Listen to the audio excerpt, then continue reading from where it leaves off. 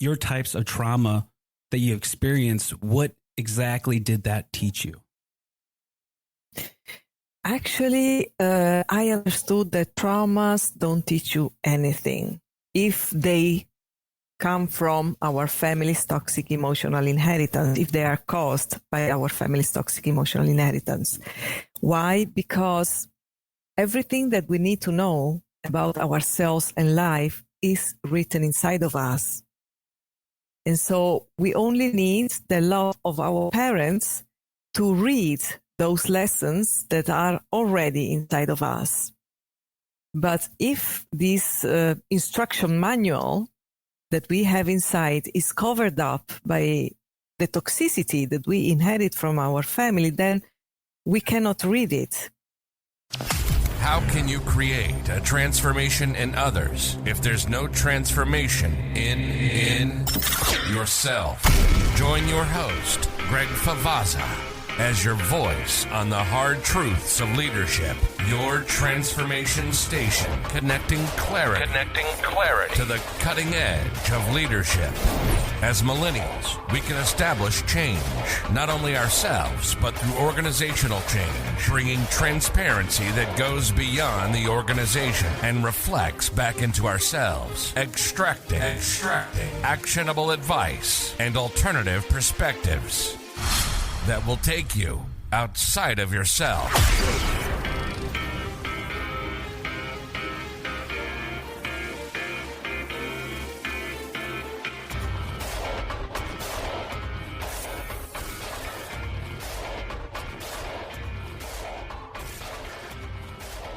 Where are you located, Greg? Yes, ma'am. I'm actually located in St. Robert, Missouri, in the U.S. Okay. Yeah. I didn't remember the state, Missouri. Yes, ma'am. Are you located in Italy? Yep, I'm in Italy. Yes. What part of Italy? In Sardinia. Okay. Is that northern? It's an island. No, it's an island. Oh, okay. One of the two big islands. You have Sicily and you have Sardinia. I'm familiar with Sicily, not with the other one. Okay. Yeah, Mm-hmm. I have some family. Have you ever been here? No, ma'am. My great grandmother and my grandmother came from Sicily. I thought that you were that you had Italian blood because of your surname, Favazza. I thought, okay. Yes, ma'am. Yeah, but you never visited Sicily.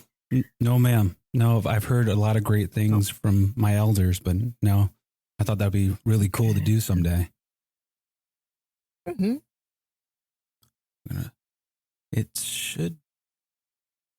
We're gonna roll with it, and we'll see what happens.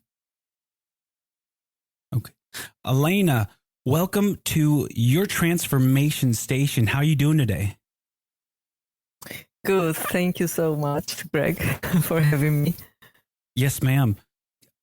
You have a really unique background, and I resonate with this tremendously. I would prefer if you could illustrate and share your focus and what you exactly do. Just paint us a little snapshot about yourself. Okay. Would you like that I begin from my childhood, or do you prefer to hear something that has to do with the teenage? Yes, ma'am. So let me preface the interview before we go into it. I like to have an authentic conversation. So when I have guests on, sometimes they'll monologue and they'll talk about nonsense that they avoid the point. But I feel like with your background and what you want to share, I feel like we're going to hit right to the point. But you're a personal coach. Your life coaching practice. I want to make sure I say this correctly. Sentido? Yeah, sentido. Much better. And you have coached yourself through severe depression, eating disorders, and domestic violence. And you've become extremely skilled at identifying the inner obstacles that you've faced. And now you're teaching others on how to hone the skill set that you were able to achieve. Can you tell us a little bit about that? Right. Yes, ma'am. Yes, I understood that those experiences were a manifestation of my family's toxic emotional inheritance. Because we inherit an emotional baggage from our parents, previous generations. And in this baggage, you there? Okay. Yes, ma'am. In this baggage, there are beautiful things, but also less beautiful things. And the less beautiful things that I inherited were toxic tendencies, toxic beliefs, a lack of love. And I was repeating generational pains. Because, for example, the disorders that I went through, my mother had a troubled relationship with food. She has also a lack of self-love. And she has many fears and the sense of insecurity. So she passed that on to me. And she fueled all that with her unhealthy parenting, unfortunately, because she neglected me emotionally. She suppressed me emotionally. And so I developed eating disorders. The same for domestic violence, for example. I was repeating my grandmother's story because the mother of my mother was married with a narcissist, psychopath, and sociopath. And my ex-partner was exactly the same, a narcissist, psychopath, and sociopath. So I was repeating, unfortunately, my grandmother's story passed on to me by my mother because she also didn't have a very happy marriage. When did you recognize that you were repeating this generational curse? When I was 19, because when I was 19, I awoke due to my father's death. He died, and suddenly I opened my eyes and I began to see things for what they really are. And I understood that what I was going through, I was suffering from eating disorders at that time, was a manifestation of the family program, the family script. Yeah. So that's really interesting. That I'm sorry. First off, my condolences for your father passing. And what's interesting about these types of situations is it usually takes something drastic to occur for us to have a mere moment of reflection and looking at ourselves and seeing what's actually going on in our life. And somehow we can recognize these bad habits that have been happening, or outside factors that are contributing to our unhealthy lifestyle. Yes, it is true. As far as I know, for many, many of us, this happens due to a tragic event, the awakening. Yeah. Now I know that it is possible to awake and look inward also without going through such a tragic event like I went through. But there must be, we have to choose. We have to make the choice to acknowledge that we are suffering, that there is something that is not going the right way in our lives. And make the choice that we want to understand what it is. We want to acknowledge why we feel that way. We are dissatisfied with ourselves. I completely agree. And with your support that you're offering, it's highlighting relationships, parenting, leadership, and lifestyle. Now, from your types of trauma that you experience, what exactly did that teach you? Actually, I understood that traumas don't teach you anything if they come from our family's toxic emotional inheritance, if they are caused by our family's toxic emotional inheritance. Why? Because everything that we need to know about ourselves and life is written inside of us. And so we only need the love of our parents to read those lessons that are already inside of us. But if this instruction manual that we have inside is covered up by the toxicity that we inherit from our family, then we cannot read it. You know, because this family's toxic emotional inheritance is like a cloud. No, I agree completely. I have a lot of experiences that you've mentioned as far as one would be with depression. I mean, I just gotten over that recently. I've been working myself to death just to avoid the fact that I was depressed. I was staying so busy that I didn't know because I never took a moment for myself to see exactly how I was feeling. Yeah. Was that it's not easy indeed. Was that how it was like for you? No, actually, when I awoke when I was 19, Mm-hmm. I saw what I had. So I didn't run from all the problems that I was manifesting. And actually, I was so happy, so relieved that I could see the root cause that I couldn't wait to eliminate it. So I began to work on myself when I was 19 to eliminate all those toxic elements that my family passed on to me. So it wasn't easy. Mm-hmm. Keep going. I'm sorry. It wasn't easy because I did myself. So, and this is why also it took a long time. But I was very, I can say happy that I could see what was actually really going on with me. That it wasn't sure if I behaved in those way and if through all those experiences, and it was something that I inherited, and that I had the choice now that I was awake to eliminate, actually tap into my own essence that was covered up by all those elements, toxic elements.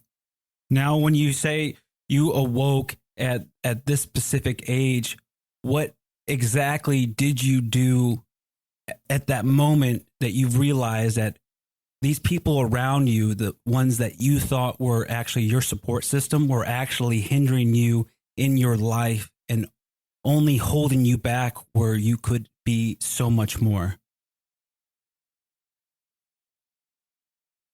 Yeah, it was very painful when I saw that the system, my family wasn't that supportive as I believed in the past. That was very, very painful. Yeah. But it was reality, you know. It had always been that way. The only difference is that before my father's death, I didn't see it. Mm-hmm. I began to see it after his death. And so what I did after a year, he died, I left home and moved abroad. I went to the Netherlands because I couldn't stay here. That's brilliant. Like that is the only way that I see that's actually beneficial, is to remove the people completely. You can't maintain a relationship. I communicated with people. They said they can't leave their family because they want to maintain some sort of contact through the holidays. Like, no, if they're holding you back, you get rid of them. Fuck them. I totally agree with you, and I am so happy that you say it, you know, because many people are scared to talk like that about family. But, you know, it is as it is. You cannot chase them, and you cannot stay where you don't feel comfortable.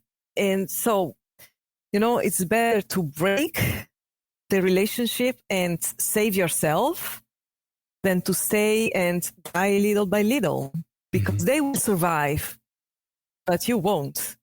So, Agreed. and this is why it is important. Agree. Like with my history, I've experienced trauma on a very deep level, sexual abuse, physical abuse. I mean, I had my shoulder broken at 6 months by a abusing parent. I grew up with an alcoholic father. I'm the youngest of 7, and you think you would have the greatest life. No, that wasn't the case at all. But I didn't know what was normal. I was on another show, and I was trying to communicate how important it is to be able to express these situations that you are in rather than holding them in or trying to frame your mind to think, oh, I had a great childhood, when in reality you didn't. But the problem with that I've noticed is when I would go to a dinner at a friend's house or a professional or public gathering, I wouldn't know how to sit at a dinner table. Like if they're eating, I wouldn't know what to do because I felt so uncomfortable and so unprepared for a situation that I should have been taught how to do naturally. Yeah, I totally agree with you. I'm so sorry for what happened to you. Yeah. And you see, as I said, it's better to break up the relationship and save yourself, because then if you become aware of what you have inherited, then you make a great chance to unleash who you really are and then have a great life. You know, I did this for myself, and I was determined to win. I didn't want to end up like my family members, and I didn't want to be a copy of anybody. I wanted to be myself, who I really am. So I had to really uncover myself. I like that. Don't want to be a copy. I really do like that. For survivors of trauma, like, is there a way or something that, like a little piece of actionable advice that you can give to our listeners, how they can harness their trauma and become a leader or just improve their leadership skills? Yeah, I can say what I did. Actually, it was when I woke up, I began to reflect on myself and my behavior. So trying to understand, what am I doing? Is this really my choice, or is it my trauma that is choosing for me? Who am I feeling? Am I feeling because of some internal pain? And what is it about? And I began also to observe my behavior and to see how I behaved, to understand, for example, how would I behave if I didn't listen to the pain inside of me? What would be my choice to display a constructive behavior? And so little by little, in this way, I identified those toxic elements. For example, the anxiety of my mother, her lack of love, insecurities of my father. And I challenged myself to eliminate those by, for example, doing things that I really loved and that for me were difficult to do, not because I couldn't, but because of the baggage that I was carrying that was saying to me, you are not worthy, you are not adequate, you are a failure. And so I challenged all those toxic beliefs that were passed on to me. And little by little, I eliminated those. Now I can understand where you're coming from. And this type of reflection, this type of awareness that you've developed, that is something that you have experienced, this type of trauma that's been repeatedly occurring every day to the point where you are now seeing and recognizing and just anticipating on how your mother or your father might act before that action actually occurs. Yeah, exactly. Yes. Yes. I could see how I was, for example, in many things, I was my mother and not me. And so by seeing that, I thought, okay, I don't want to be that way. So what would be my own choice? You know? And that helped me a lot. And also another thing that I did, I allowed myself to cry, because that was necessary. It was the child that needed love and nurture, especially love, because I was never loved. My mother didn't want to have children. So, and allowing myself to cry that out, that pain, helped me a lot also. Yeah. I agree completely. It took me joining the military and then leaving and then moving 3 different states and then isolating myself in a closet essentially for days just to feel what I was running from. Because everywhere I went, I thought it was the state or the place that I was in. So I was like, well, I'm going to go here. But I still kept feeling the same feeling. And then that's when I finally decided to just feel what I've been running. And it was a lot. It was a shit ton. Yeah. Wow. You do have a great courage. It takes a great courage to do something like that. I did it myself too. And you really have to be strong to feel all those feelings, or at least if you do it alone, I presume you did it alone. Yeah. Yeah, you see. Yeah, and I did it too. And this is why I am here for other people. I don't heal traumas, but I know how to make this process easier and faster, because people like you and me, we went through a passage of self-demolition, I think. And it is not needed. We can do it also without going through that tormenting passage of self-demolition if we have someone like us who did it before and know how to make it easier for others. No, I agree. Like this is what I'm trying to preach within the business field and inside organizations. People that have experienced these issues, they're being held back.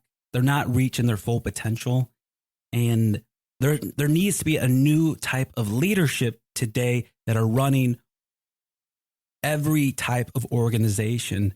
I feel like if we can equip them with our knowledge, our experience, we can give them these skill sets, then we can set a new standard in what it means to be human today and how we can actually bring people together, because we've experienced a lot of similar things that we all been avoiding.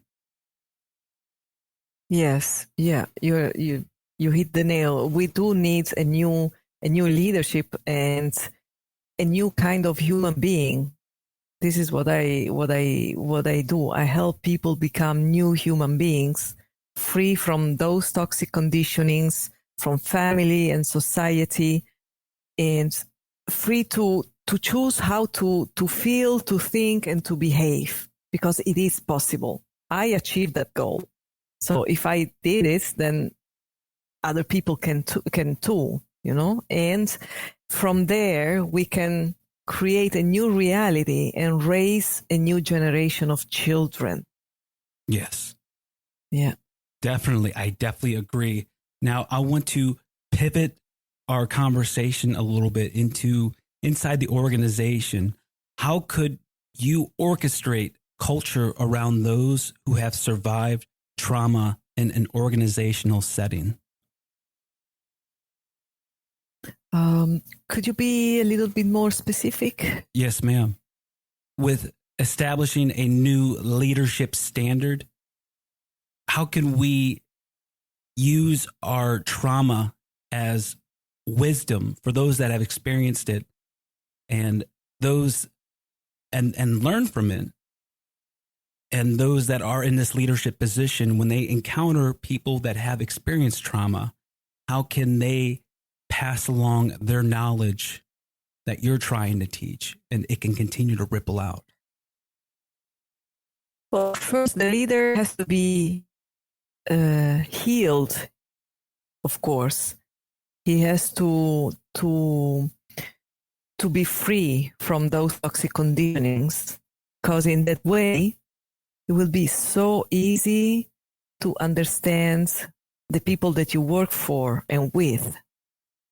Because when you are clean inside from all those conditionings that prevent you to see things for what they really are, then you can very easily understand the people that you have in front of you, and you can guide them and lead them to achieve the same goal, helping them evolve and grow. Because if you are so free as a leader, the way you talk, the way you move, the way you interact with others is healing. It heals people, you know? And because it makes them feel safe and secure, it makes them feel understood. And when they feel that way, they open up. And without even knowing it, they begin to heal. And if they begin to heal, then they uncover their essence, and they will use their potential to its fullest. This is all a new leader needs, to be free first from those toxic conditionings so that he can unleash this potential and guide his people without them even knowing that they are evolving. Wow. Okay, that is really insightful, and that I feel elevated. I like that. Thank you. So when I was active duty and I was going through basic training, and I remember this experience in basic training. Out of all the years I was in, me being me, just how I was in the worst conditions that we have met so far, just beginning my military experience, people were miserable, but then they would look at me and they would say, Favazza's he's happy and he's just being him. And that brought perspective. It broadened and brightened the morale in the room.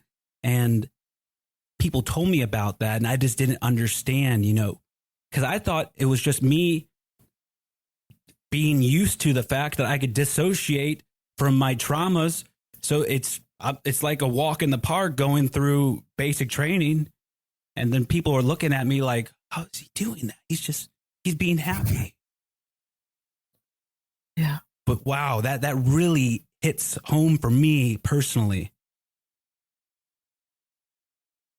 And yeah, that's it. And I think that this is, I am sure that this leadership is achievable by many, Yes, ma'am. Agree. Do you believe that trauma is impacting the current status of what is for right now inside businesses today as the great resignation occurring in our work population today? Yes, it is, because otherwise the world wouldn't be this way. We as humans, as I see it, are not evolved much, not evolved as we might think. Otherwise, there would be peace everywhere. But there is conflict everywhere. There is conflict in family, in relationships, in organizations, and locally and globally. So it is, for me, obvious that trauma is impacting everything, leadership too. Wow. I never thought of it like that on such a high level, to see how that could disintegrate down to all these little variables that affect how our society operates as a whole. Oh. Yeah, but it is.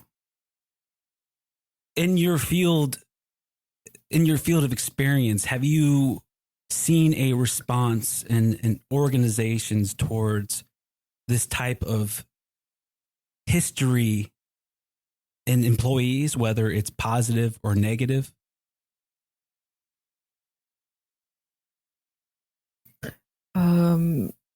Not yet. I am staying a little bit outside now and observing how everything is going.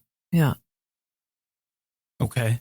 Yeah. And what my intention is then understanding better how create an opening. I would like to open a door for this new leadership. I really do. Now, where can we find your coaching services? And do you practice in person and remote? And what else would you like to share our audience with today? You can find me on, you can visit my website. This is sentidu.com. You can find me on Facebook, LinkedIn, and YouTube.